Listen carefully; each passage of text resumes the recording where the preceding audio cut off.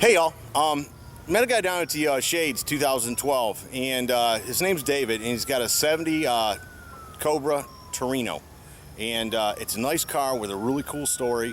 It's getting a little dark, but I got it up under the light, and I think we're going to be able to be all right shooting it. So let me run David down, and we'll take a look at this thing. David, how are you, brother? All right, Scotty. Good to see you. Yeah, you too. Been a long day? Yeah, long day. It's been hot, hasn't it? It really was, yeah. Speaking of hot, that's your hot rod there. Tell me a little bit about it. 1970 Torino Cobra, Ford's muscle car of the late 70s, late 60s, early 70s muscle car era. I bought the car new in 1970, spring of 1970, ordered it, and was babying it, trying to keep it. Mine was intended to keep the car forever. And in 1975, my now ex-wife wanted air conditioning, AM, FM, automatic, everything this car didn't have. She was driving it as a grocery getter and ferrying the kids back and forth, and so I traded it off for a car for her. What'd you trade for, David? I traded for a 73 Olds. As bad as this story's going to be, let me just figure out what you traded for. 73 Olds Cutlass, bucket seats, cute little car. Right. But had to get rid of Was it a 442? No, Lord, no. No, not even that. All right. 350 automatic with air and AM, FM, the things she wanted. But traded off my 5-year-old car with only 30,000 miles on it that I had been babying and had to let it go. Followed it for 18 years. The same guy that bought it when I traded it in, his wife, I bought it back from her 18 years later. Wow. In 1993. And so when you traded it, then you tracked to find out who bought it. It was somebody local, I guess, right? I'm in a town of about 6,000 people. Okay. And so I knew the guy that bought it came by my work the next day after I traded. Wanted to know why I traded it. Was that my car on the lot? Yeah. Why'd you trade it? I told him the story. I said, you going to get it? And he said, yeah, we're a couple $100 apart. But he said, I think I'm going back up and I'm going to get it. I said, well, make me a promise. When you get ready to get rid of it, I want it back. I didn't want to get rid of it. Right. I want it back. I don't care, as long as you don't total it. Right. I don't care about what condition it's in, I want it back. He said, okay. So 18 years later, wow, I paid to get it back, and then put it in the body shop in 94 and 99. It was finished and out. This is 13 years later. What shape was it in when you got it back? In good shape, decent shape to restore. 85,000 miles on it. Hadn't seen a garage since it left me, but the body was not wrecked, not torn up. Replaced the front right toe board where the heater core had leaked a little bit and rusted out the toe board. That's the only floor pans, body metal we had to replace. No kidding. Amazing. It's a 429 car. 429, 370 horse, solid lifters, 750 dual feed Holly, 4-speed. What was the car new? How much was it new? Right at $3,000. No Seems to me like $2,980 some dollars was a sticker on it new. I'll give you that for it now. You and everybody else, yeah. Sure. I gotcha. Not happening. I gotcha. No, that's a beautiful car. Shaker hood. Yep. Yeah. Now, did it come with a lot of options? Could you get a lot of options on it? The Cobra basically was a no-frills car. You could option it out, but the basic Cobra was 429 motor, speed, performance. Right. That was it. No air, no nothing. And as a matter of fact, you're explaining to me that it's a Torino, not a Grand Torino, because the Grand Torino had all the options on it. The Grand Torino was the luxury model. Could you get a 429 in a Grand Torino? The Torino GT, yes, you could. Yeah. Oh, so they made a GT version Torino of that. GT, and then the Grand Torino was the four-door luxury version. Wow. That's beautiful, man. I love how they did that flat black on the hood, too. That's the way it was. Yeah. That's the shaker hood, the slats on the back. This car is totally 1970s stock except for the American Racing wheels and the BF Goodrich radials. Right. Did you keep the original wheels or did they leave it? I have the original steel wheels with the little dog dish hubcaps that came on it in my garage. Wow. Is there an interior light in it? Yeah. Let me see. Open that up and let me see that interior if that light comes on. Might help me. Yeah, well, you know, it's 1970, yeah. And it's a 4-speed car. 4-speed car, but again, basic, no frills, bare bones, No buckets. No, but well, you know the thing I've learned, I used to freak out about it. Well, man, these performance cars, and they don't have buckets. But everybody started explaining to me the bench seat was lighter than the bucket seat, so that's why they did that. You know. Yep. Little Cobra on the emblem on the door panel. Yep. Now, how was the interior when you got it back? Ragged out. Yeah. He and his wife had 3 kids, and they had taken care of yeah. the interior.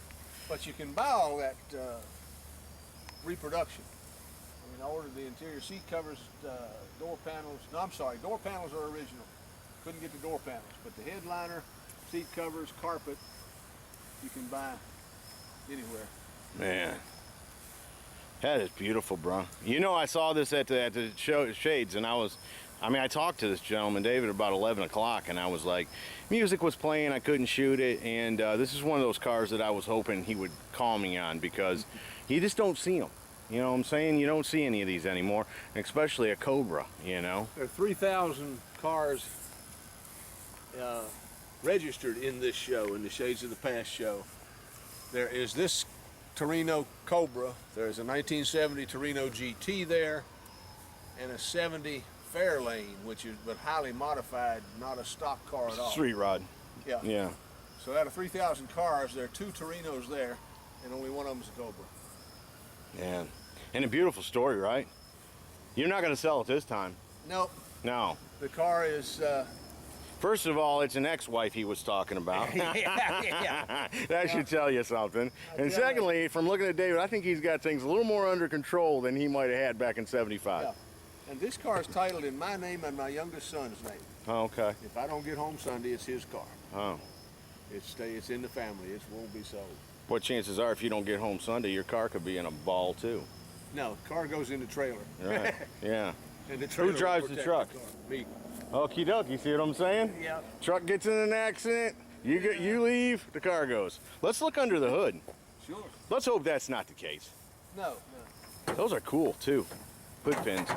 Kind of fancy hood pins, but that's what they are. Well, that's what came stock on the Fords in the early '70s. Those little mashed down hood pins. Boy, this is one of them times I wish I had a light on my camera, folks. Yeah. As I can see now, it's gotten just dark enough since we started this that it's harder to see this. But there's a 429 Cobra Jet in there. Hopefully it'll show up on a computer screen.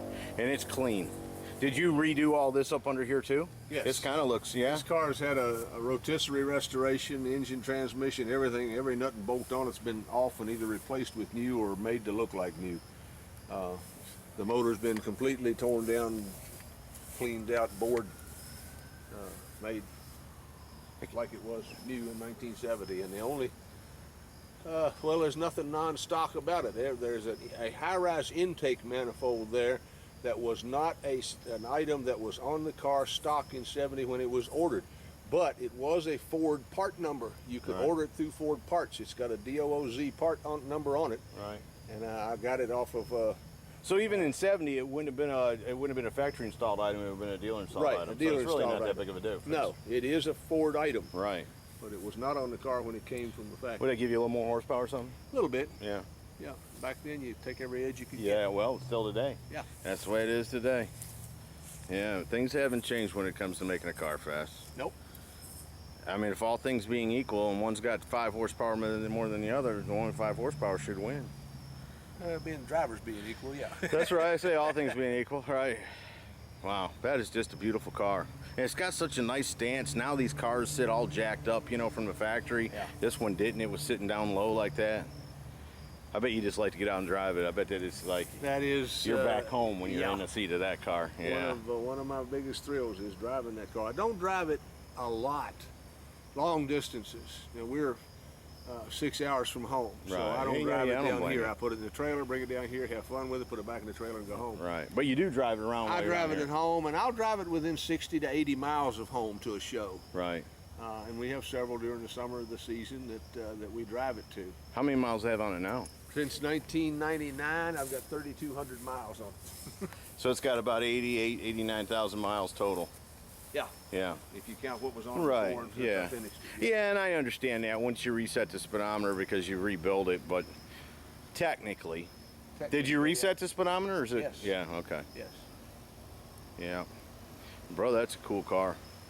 I guess we'll turn the camera off and have you start it for us. Sure. Cool. Folks, we'll be right back. Thank you, Scotty. Thank you, brother.